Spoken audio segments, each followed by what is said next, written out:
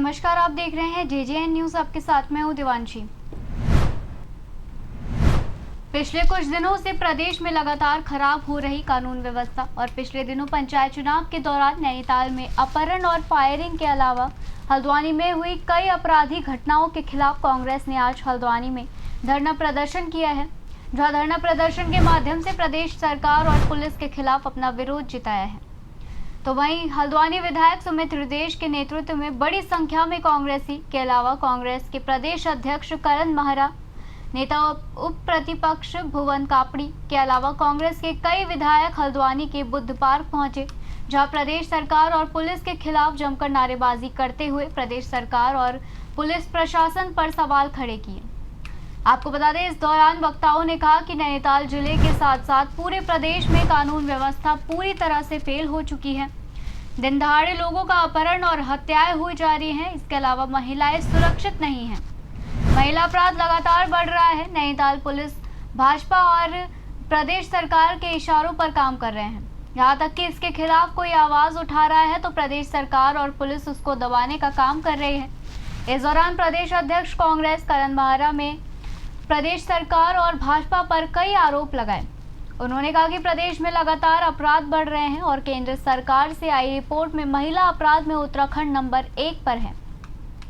उत्तराखंड लगातार लूट, अपहरण, हत्याओं के अलावा बाकी अपराध हो रहे हैं। तो वहीं पंचायत चुनाव में नैनीताल में जो अपराध भाजपा के लोगों ने किया उसको पूरा देश में देखा गया है, लेकिन पुलिस उनके खिलाफ कोई कार्रवाई नहीं की।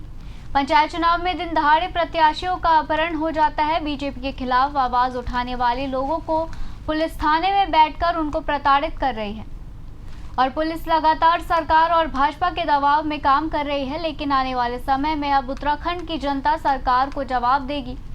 इस दौरान विधायक सुमित हृदयेश ने नैनीताल पुलिस पर गंभीर आरोप लगाते हुए कहा कि जिस तरह से नैनीताल पुलिस पंचायत चुनाव के दौरान नेता प्रतिपक्ष और विधायकों के साथ चुने गए जनप्रतिनिधियों के साथ मारपीट और गलत व्यवहार किया है, वो माफी के काबिल नहीं है।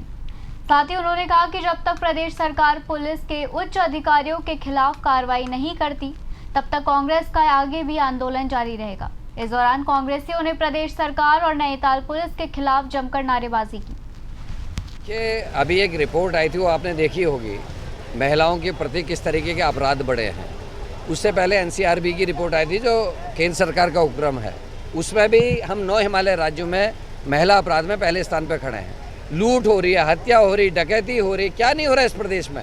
पेपर लीक हो रहे हैं, SSC भर्ती घोटाला, पटवारी पेपर लीक, अपराध से संबंधित सारे विषय हो रहे हैं। बिगड़ती कानून व्यवस्था। आपने सबसे बड़ा नंगा नाच तो इस पंचायत चुनाव में देखा होगा। नैनीताल से बड़ा उदाहरण क्या दें, बेताल घाट से बड़ा उदाहरण क्या दें, दौराहाट आप देख लीजिए। हमारे ही कांग्रेस की प्रतिनिधियों के पतियों का अपहरण होता है और कांग्रेस के लोग जो FIR लिखाने गए उनको 307 की धाराएं लगा दी गई। तो पुलिस नंगा नाच कर रही है। उधम सिंह नगर में आप देख लीजिए, जो भी बीजेपी के खिलाफ आवाज़ उठाने वाले लोग हैं उनको बिना मुकदमों के 24 घंटे बंद करके रखा जा रहा है पुलिस के द्वारा। तो पुलिस लगातार सरकार के दबाव में काम कर रही है। जो सीधे साधे लोग उनकी ज़मीनों में कब्जे हो रहे हैं, उनके ऊपर मुकदमे दर्ज हो रहे हैं। दबंग जो है आगे बढ़ रहे हैं। देहरादून की घटना भी एक हफ्ता भी नहीं हुआ, महानगर अध्यक्ष के ठिकाने में छापा पड़ा, केवल 11 लोगों के ऊपर फर्जी कुछ छोटे मोटे मुचलके करके छोड़ दिया गया, जबकि सारे प्रदेश को पता है वहाँ क्या हो रहा था।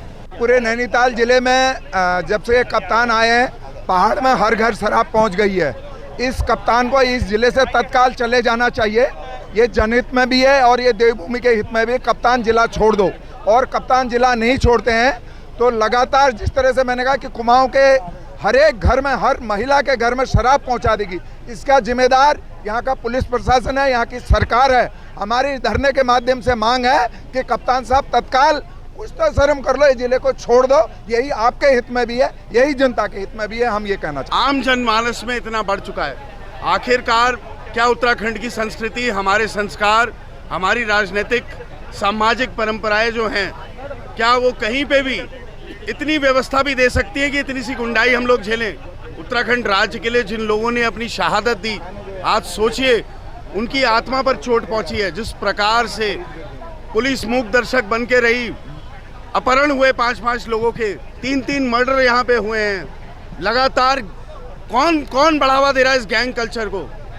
गैंगों को संरक्षण कौन दे रहा है? और मैं उन गैंग वाले बच्चों से भी कहना चाहता हूँ, ये आपको जो भटका रहे हैं, आपको भविष्य को अंधकार में डाल रहे हैं, और कोई बड़ी बात नहीं है। आप देखिए, अगर ये गैंग कल्चर ऐसी संरक्षित रहा तो खून खराबे इस शहर में होने लगेंगे। 90 के दशक की याद आ जाएगी जब उत्तर प्रदेश का जमाना था और गुंडाई चरम सीमाओं पे थी। विधायक की मांग क्या है आप लोगों की? हम लोग की मांग है कि पहले तो जितने लोग संलिप्त थे, वो जो अपहरण हुए हमारे जिला पंचायत सदस्यों के, उन सब पे कार्रवाई हो, और दूसरा ये जो गैंग कल्चर है इस पे कठोर से कठोर कार्रवाई हो। आप गश्त लगवा रहे हैं जब कांग्रेस धरने का आह्वान करती है, ये तो सतत प्रक्रिया होनी चाहिए। ये तो पुलिसिंग कहते हैं इसको, अंग्रेजी में पुलिस वर्क है, पुलिस का कार्य है। आप पुलिसिंग करिए, पुलिस का कार्य करिए। भारतीय जनता पार्टी का अनुसांगिक संगठन बन के काम करना बंद करिए। पुलिस कह रही रात को अपराध नियंत्रण के लिए हम रात को चेकिंग करने लगातार। जब इतने अपराध हो गए और अपहरण हो गए, उसके बाद ये चेकिंग कर रहे हैं। यानी कि लुटेरे को पहले पूरा घर लूटने दिया, उसके बाद जाके घर में आप वहाँ पे जा रहे हैं। तो इसलिए बेवकूफ़ ये लोग बना रहे हैं। सतत प्रक्रिया, मैंने जैसे कहा, पुलिसिंग की करिए, रूटीन पुलिस वर्क करिए। आम इंसान को परेशान करने का कोई बहाना मत ढूंढिए। जो अपराधी तत्व है उसको आइडेंटिफाई करिए, वहाँ पे जाके उनके चाहे परिवार की काउंसलिंग करिए। हम लोग तैयार हैं, हम भी काउंसलिंग करने को तैयार हैं उन लोगों की। कानून व्यवस्था को लेकर हमारे सारे विधायक गैरसैंण में भी मुखर थे। वहाँ मांग चाहते थे, चर्चा चाहते थे कि कानून व्यवस्था पर चर्चा हो। और नैनीताल, उधम सिंह नगर में जो बिल्कुल भ्रष्टाचार चरम पर है, नशा आज की तारीख में घर घर जा पहुँचा चुकी है, और पुलिस को एक ही काम रह गया है, वसूली का। और यहाँ के, क्योंकि एसएसपी के खिलाफ इतनी मुखर आवाज़ उठ चुकी है, लेकिन मैं ये नहीं समझ पा रहा कि हमारे जो यहाँ के मुख्यमंत्री हैं, उनका ऐसा क्या लगाव है, क्योंकि उनके पास तो इतने आईपीएस अफसर हैं, वो चाहे तो किसी को भी भेज सकते हैं, कि वो उनको नहीं हटाना चाहते। तो कहीं ना कहीं से मिली भगत से चल रहा है। बिना संरक्षण के इतना आईपीएस अफसर इतना हावी नहीं हो सकता, लेकिन ऐसे अफसर को तत्काल हटाना चाहिए जनता के हित में। इस खास खबर में सिर्फ इतना ही। बाकी खबरों के लिए आप जुड़े रहें JJN न्यूज़ के साथ। धन्यवाद।